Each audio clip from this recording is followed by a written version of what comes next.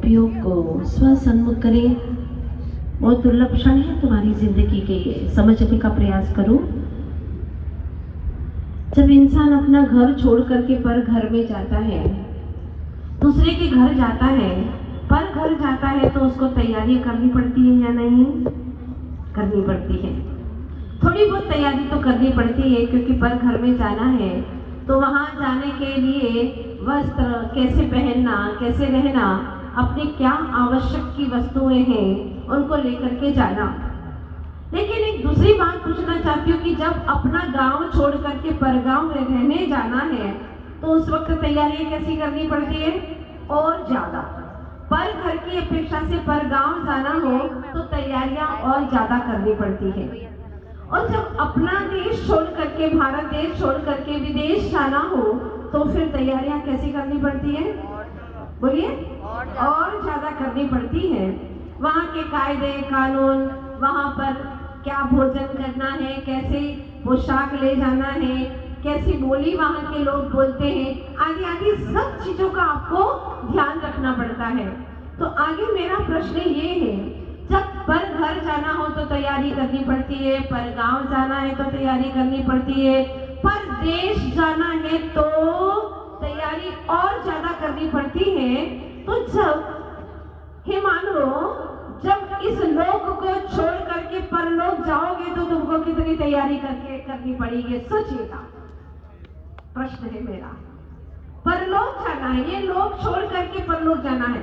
और कौन व्यक्ति ऐसा है जो परलोक नहीं जाएगा? बताइए, हाथ खड़े करिएगा। मैंने आप ना सोचे, सोचने नहीं, सोचने से कुछ नहीं होता। जो प्रकृति का अटल नियम सिद्धांत है वो सभी के लिए लागू होता है। तो सभी को परलोक जाना है, अर्थात जिस लोक में है, जिस पर्याय में है, जिस भाव में है, उसे छोड़ करके जाना ही जाना है।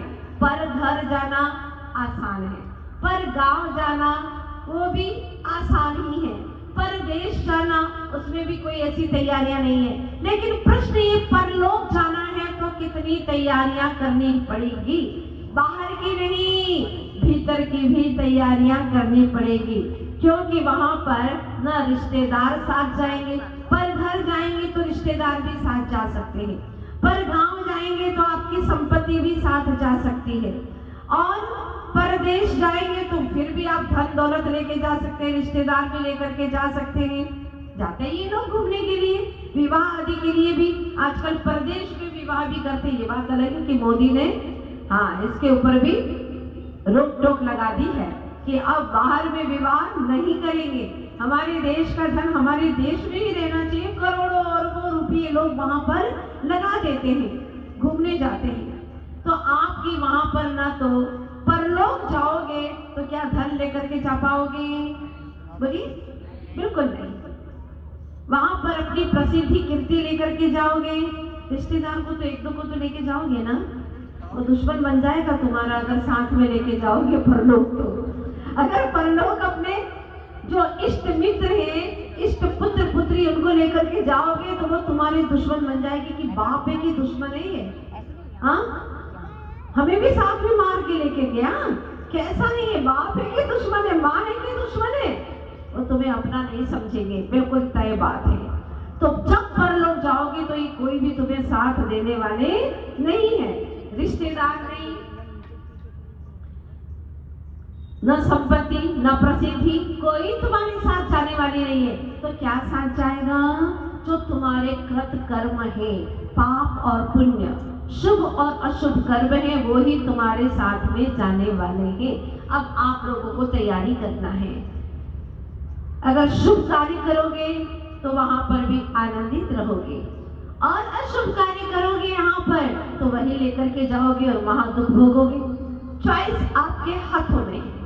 अगर आप सत्संग करोगे तो वहां पर सुख पाओगे, और संग में पड़े रहोगे, थारी मारी में लगे रहोगे, इधर उधर की निंदा बुराइयों में लगे रहोगे, कौन क्या करता है इसी की निगरानी में लगे रहोगे, तो दुख ही दुख पाओगे। अब चॉइस आपकी है, बुद्धि आपके पास में है, इस बुद्धि का सदुपयोग करना चाहते हैं कि दुरुपयोग? कान आपके पास में है, इसका सदुपयोग करना चाहते हो या दुरुपयोग? आंखें आपके पास में है, इसका सदुपयोग करना चाहते हो या दुरुपयोग? 5 इंद्रिय और मन आपको प्राप्त हुई है, इसका सदुपयोग करोगे तो अगले भव में भी सुख पाओगे। यहाँ तक आचार्य देव कहते हैं कि अगर तुम 5 इंद्रिय और मन का सदुपयोग करोगे तो तुम्हें पर भव भी प्राप्त नहीं होगा, पर लोक भी नहीं जाओगे, आप सीधे सिद्ध लोक में जा सकते हैं। इतनी क्षमता है कर्म भूमि के जीवों के पास में। अगर काल चतुर्थ हो और चतुर्थ काल में पंचम काल भी हो, पर शर्त ये चतुर्थ काल का जन्म हो, तो पंचम काल में भी वह सिद्ध लोक की यात्रा कर सकता है और वहां पर शाश्वत निवास कर सकता है। इतनी क्षमता है। अब आप क्या करना चाहते हैं? पंच कल्याणक हो रहा है, अंदर में कैसी भाव विशुद्धि हो रही है ये बताइए आप। क्या भाव विशुद्धि हो रही है? ओहो, ये सामान्य उत्सव नहीं है, पंच कल्याणक उत्सव है। यहाँ पर ऐसी भावों की विशुद्धि होगी। जैसे दीपावली आती है, तैयारियां करते, घर में विवाह होता है, तैयारियां करते हैं ना आप लोग। तो पंच कल्याणक हो रहा है, क्या तैयारी कर रहे हैं आप? गाते तो है तन मन धन सब है तेरा, बिन तेरे क्या है मेरा। हे प्रभु सब कुछ तेरा है, मेरा क्या है? कुछ नहीं है। तो अब अर्पण कर ले प्रभु के चरणों में। पंच कल्याणों का उत्सव आया है और देवता लोग चतुर्निकाय भनवासी वेंदर ज्योतिष वैमानिक थे, अपने स्वर्ग के वैभव को छोड़ करके मध्य लोक में आते हैं। कौन सा वैभव देखने के लिए? अंतर आत्मा का वैभव। तीर्थंकर भगवंतों का अंतर वैभव देखने के लिए स्वर्ग लोक से वह मध्य लोक में आते हैं। उन्हें अपना वैभव निस्सार दिखने लगता है, सारभूत मालूम नहीं पड़ता। और तीर्थंकर भगवंत का जो जन्म से ही 3 ज्ञान के धारी हैं, दीक्षा लेते ही जिन्हें मना परे ज्ञान, चौथा ज्ञान प्राप्त हो जाता है और नियम से तीर्थंकर भगवान को केवल ज्ञान की प्राप्ति हो जाती है। और केवल ज्ञान होते भी वह तत्काल मोक्ष नहीं जाते, भव्य जीवों को दिव्य देशना देते हैं। वर्ष पृथक्त्व काल तक तो, अर्थात 3 से 9 वर्ष तक, कम से कम इतने वर्ष तक तो वह दिव्य देशना देते ही देते हैं, ऐसा नियम है उनका। हम जीवों को उद्बोधन देने के लिए वह धरती पर विचरण करते हैं, विहरमान होते हैं, विहार करते हैं और सत तत्व का बोध देते हैं हमें कि अरे भव्य जीवों, अपनी सुषुप्त चेतना को जगा लो।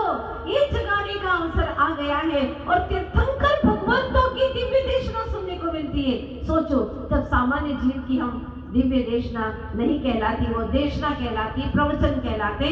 जब उनके प्रवचन सुनते हैं तो हृदय गदगद हो जाता है और हमारे भीतर में विचारों की श्रृंखलाएं बदल जाती हैं, पाप की श्रृंखलाएं टूट जाती हैं और कुछ करने का भाव हृदय में उमग उमग करके आता है। तो सोचो, तीर्थंकर भगवान की दिव्य ध्वनि सुन करके क्या भाव आता होगा। अगर आज आपने भगवान के पंच कल्याणक में बैठने का भाव बना लिया है तो ग्रंथ राज कहते हैं कि एक दिन वह भव्य आत्मा सब में दृष्टि देव भगवान के वह पंच कल्याणक को मनाने के लिए इस धरती पर अवश्य आएगा।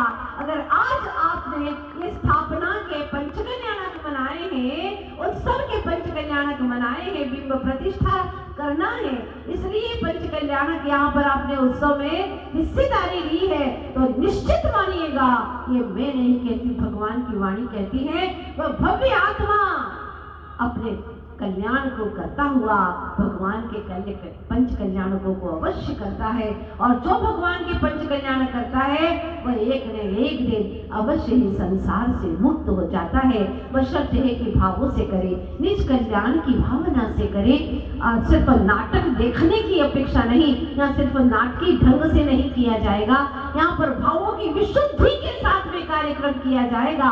और जब आप देखेंगे तब आपको लगेगा, अहो भाग्य है मेरा, आज मेरे नयन धन्य हुए, नयन मम धन्य हुए प्रभु, आज मेरा ज्ञान धन्य हो गया, आज मेरे विचार धन्य हो गए, आज मेरी आत्मा धन्य हो गई, ऐसा आपको लगेगा। सौभाग्यशाली है जो सौधर में इंद्र बन करके उन्होंने क्या पुण्य कमाया है।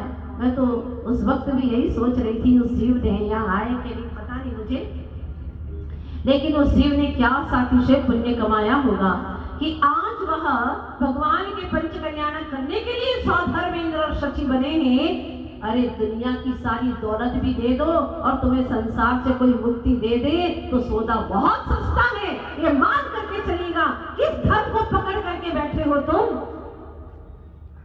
किस दौलत को? जड़ नश्वर को, जो मिटने वाली है। वो ना मिटी तो तुम मिट जाओगे, वो तुम्हें ना छोड़े तो तुम छोड़ करके चले जाओगे, वो तुम्हारे साथ नहीं जाएगी। लेकिन सौभाग्यशाली है वे जिन्होंने पल भर में दौलत से प्रेम छोड़ करके, राग छोड़ करके, और मैं तो सौधर्मेंद्र बनूंगा, मैं कुबेर बनूंगा।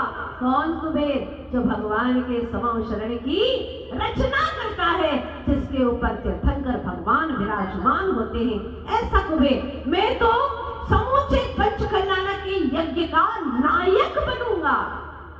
आज यज्ञ नायक, महायज्ञ नायक बना है, कल निश्चित ही भगवान के पंच कल्याण को कराने वाला नायक बनेगा। मतलब संसार से मुक्त होना उसका निश्चित है। मैं तो चक्रवर्ती बनूंगा। 6 खट का राज्य भी मुझे फीका दिखने लगा। किस धन दौलत को पकड़ करके रखूं? पल भर में आंख मूंदे चले गए कई लोग, सारे धन दौलत को यूं ही छोड़ करके। बोलो सच बात है कि नहीं है? पर लोग चले गए, कुछ लेकर के गए। अभी आप सुन रहे थे, पर घर, पर गांव, पर देश और पर लोग चले जाते हैं। सब यहीं के यहीं पर पड़ा रह जाता है, कुछ भी लेकर के नहीं जाना है। मैं तो बाहुबली बनूंगा। जो आज बाहुबली है, कल अनंत बली हो जाएंगे। निश्चित है, या आगम में लिखा गया है, जो बाहुबली बनता है वो अनंत बली हो जाता है। सौधर्म के बाद में ईशान। देखो बच्चों को घूमते फिरते हंसो नहीं, नहीं तो तुम्हें भी पाप का बंद होगा। धर्म सभा चल रही है, अपने स्थान पे बिठाओ बच्चों को और सिखाओ अभी से ही कि इनको अपने स्थान पर बैठना चाहिए। सौधर्म के बाद में ईशान, सानत कुमार, महेंद्र। ओह, ये प्रभु की सभा में, प्रभु के कार्यक्रम में सबसे आगे बैठते हैं, सबसे आगे बैठते हैं। सौधर्म के बाद में बराबर लग करके ईशान बैठता है, सानत कुमार, महेंद्र। और फिर 8 इंद्र और होते हैं। बीच के 8 स्वर्ग में 8 इंद्र नहीं होते, 2 के बीच में 1 इंद्र होता है। 2 के बीच में ब्रह्म, ब्रह्मोत्तर का 1 ब्रह्म, लांतव कापिष्ठ का 1 ब्रह्म, ब्रह्मोत्तर, लांतव कापिष्ठ, शुक्र, महाशुक्र का 1 शुक्र, महाशुक्र। और इसके बाद में शतार, सहस्रार, दोनों का 1। ठीक है, शतार जिसको कहते हैं, शतार इंद्र। तो 16 स्वर्गों में 12 इंद्र, प्रतिंद्र भी होते हैं। बहुत सारे प्रतिंद्र हो सकते हैं, सौभाग्यशाली होते हैं। लेकिन जो इंद्रों का काम है वो बहुत बड़ा काम है।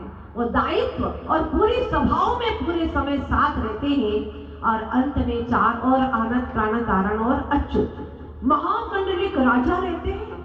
भगवान के समो शरण में बड़े बड़े मुकुटबद्ध राजा रहते हैं, लेकिन वह मुकुट को सजाते नहीं है, मुकुट को भगवान के चरणों में झुका देते हैं। प्रभु तेरे चरण जो मिल गए, अब हमें और कुछ भी नहीं चाहिए। मंडलिक राजा सब भगवान के चरणों में अपना शीश झुका देते हैं। तो आज देखना है रविवार का ये पावन प्रसंग कि इस पंच कल्याणक महामहोत्सव में और भी अपने इष्ट बंधुओं को बुला लें 2 मिनट में फोन करके, ताकि वो लोग भी इस समय का पूरा लाभ ले सके। और आप लोग आगे बैठ करके भी समय पर्याप्त है, पूरा संग बैठेगा और कार्यक्रम को अब शुरू करते हैं कि आगे क्या क्या होने वाला है। कौन कुबेर आदि की पदवी जो पिछले रविवार को स्टैंड करके रखा था, आज तय करेंगे सारी बोलियों को, ताकि आप सबके नाम अति शीघ्र ही वहां पर आ जाएं। और कार्यक्रम एक एक दिन उनकी सम्मान का कार्यक्रम भी होगा। जो भी यहाँ पर पदाधिकारी बनेंगे उनका सम्मान का भी अपने परिवार के लोग करेंगे। इस तरह से बहुत अच्छे से कार्यक्रम को अंजाम देंगे। बोले पंच कल्याणक महामहोत्सव की, आचार्य गुरुवर्षी विद्यासागर जी महाराज की, आचार्य श्री समय सागर जी महाराज की।